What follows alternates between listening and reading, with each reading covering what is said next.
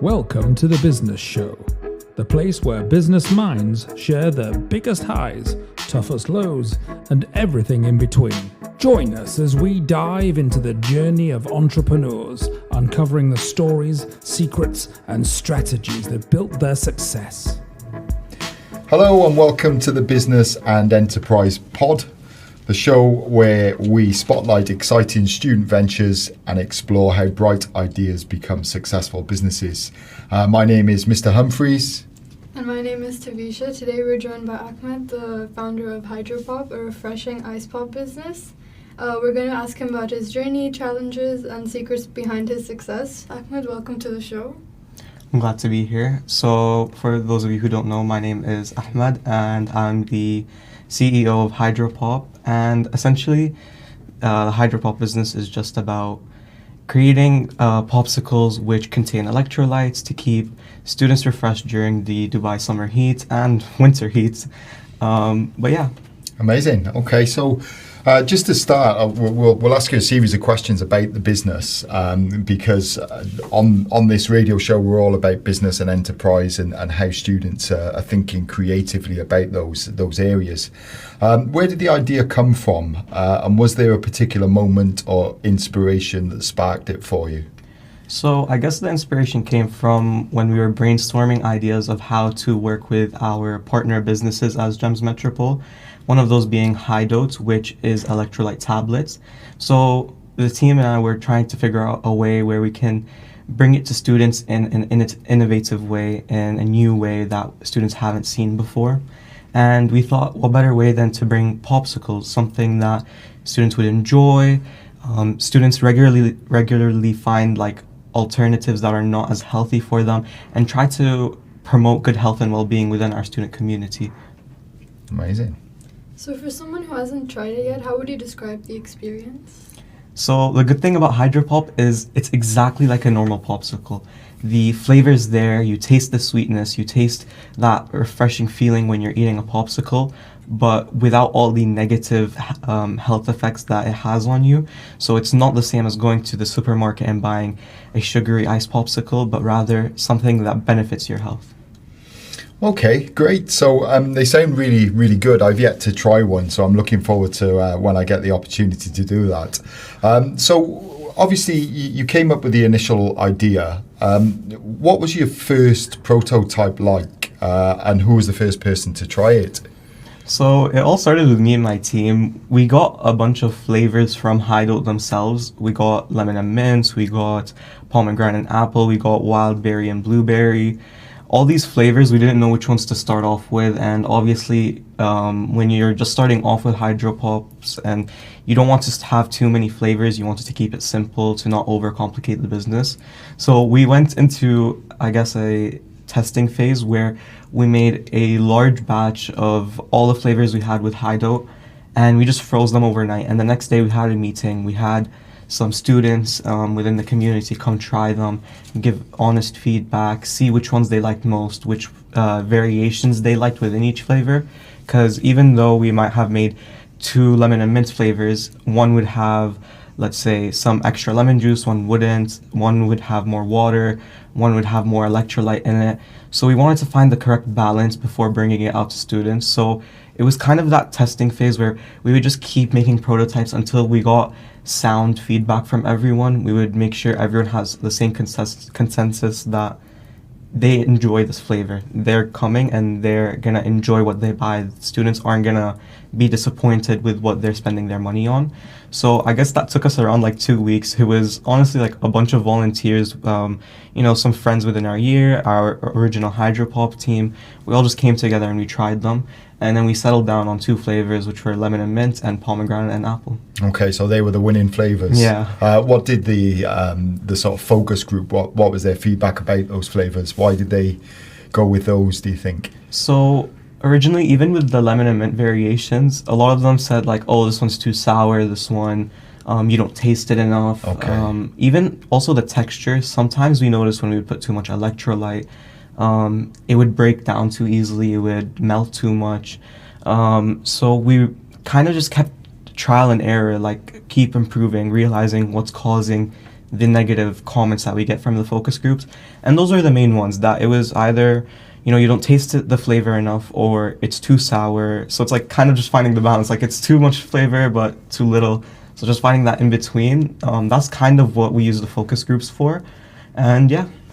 Yeah, amazing. So after you launched, what do you think was the the best seller, or the favorite from everyone?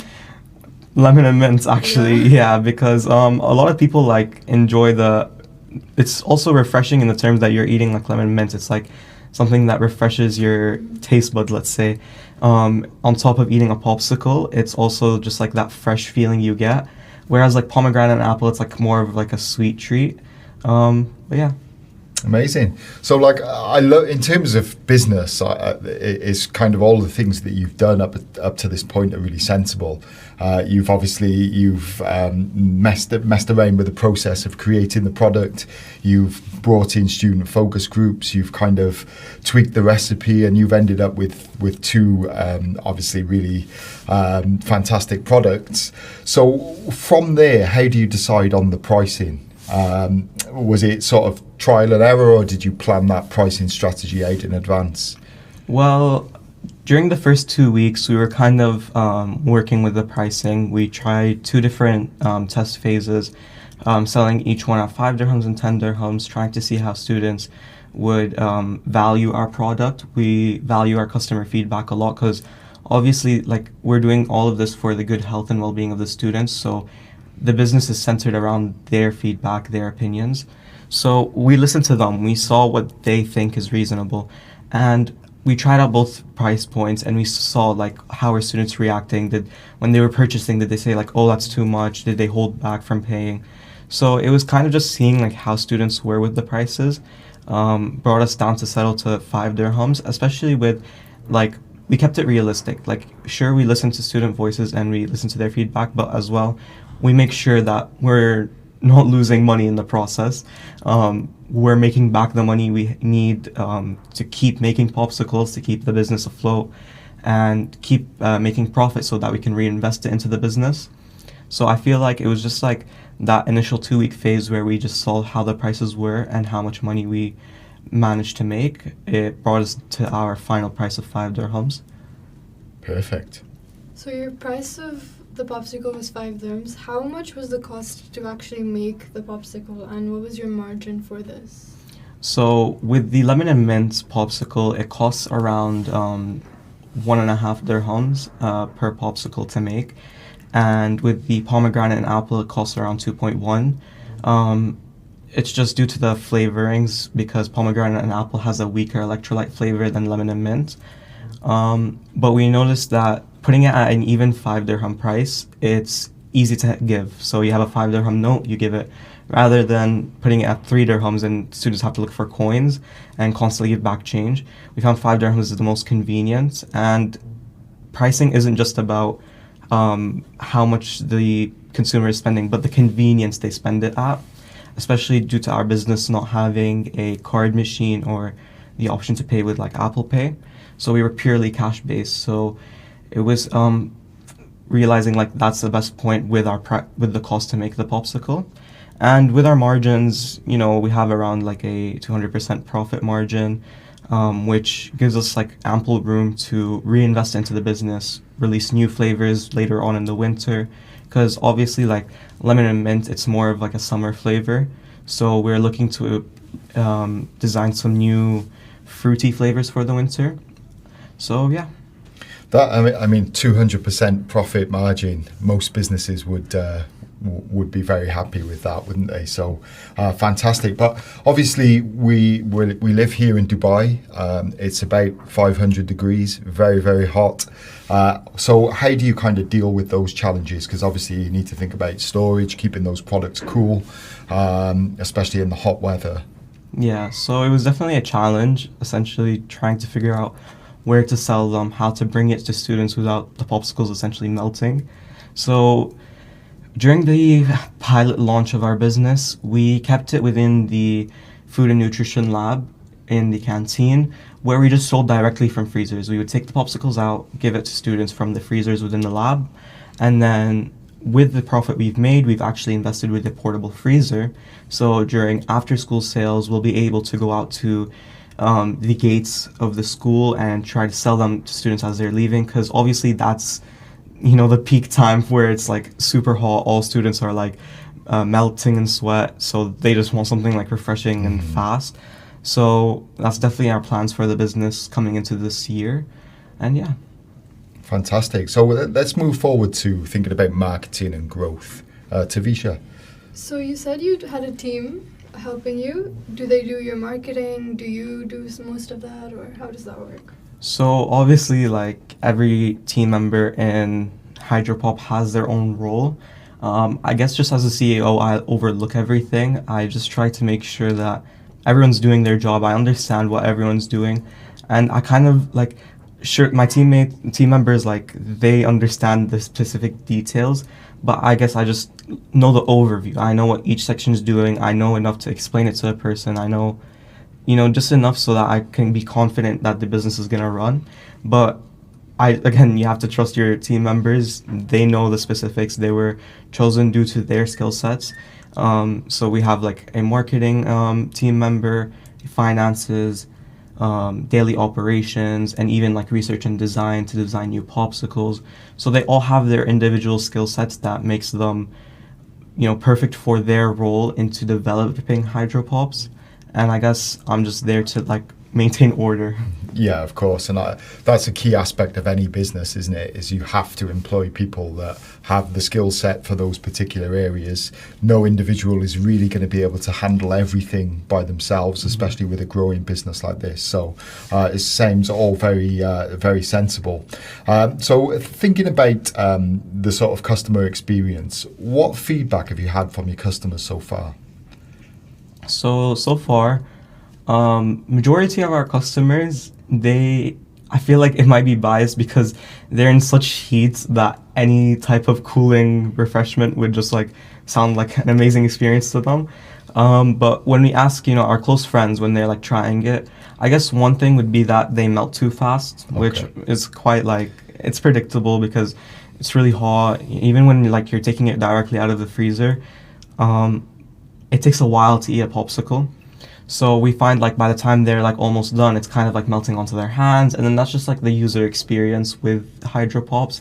Like they get annoyed, they have to go wash their hands, put it in the garbage, all that. And as well, like we found that some people still find lemon mint too sour, but I guess that's just personal preference. You'll never really please everyone with just like finding the perfect sourness, because you might give it to one person and say like, oh, this is not sour enough, you don't taste lemon. One person would say it's too sour. So it's just like those tiny details that you like listen out to within your customers, but it's just trying to see whether it's one person or 10 people or 30 people to understand, the level of how to address the customer experience. So whether it's like one person saying it's too sour or like everyone that's buying it saying it's too sour, you just have to like be aware, be attentive on how everyone is reacting.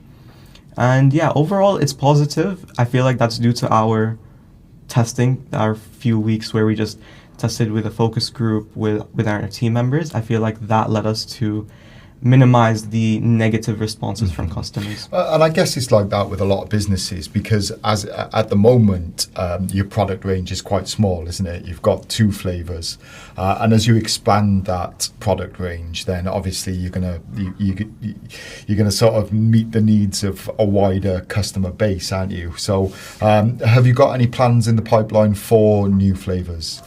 Yeah, so we're looking more into a more mango pineapple flavor for the winter, a more sweet flavor, like I said. It's just to like give students more options within like what they want, obviously, because our products are we only have 2 popsicles right now. We want to expand, bring in more. But yeah, that's our plan for now, bring in something like a tropical flavor like pineapple, mango, dragon fruit type thing. I think that'll be really well received as well. We're just running out of time, so sort of final question really would be, when can students buy them? When can we see you?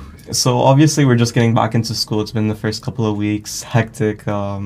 Students just coming back into travel, trying to settle into their lessons, get into a routine, and obviously for our team as well. So we're looking to go back into production in around beginning of October time, mid-October. So hopefully we'll be able to sell after the half-term break, and sell through the entire second half of the first term. Amazing, fantastic. Thank you so much for sharing your story. It sounds like a fantastic business, a mix of creativity and enterprise. We can't wait to see what you do next. Yeah, that's it for today's episode of the Business and Enterprise Pod. Thank you so much to Ahmed. Don't forget to subscribe and share with anyone who's thinking about starting their own business. And join us next time as we meet another inspiring founder. Until then, stay creative, stay ambitious. Catch us next time where another entrepreneur reveals the highs and lows of their business journey.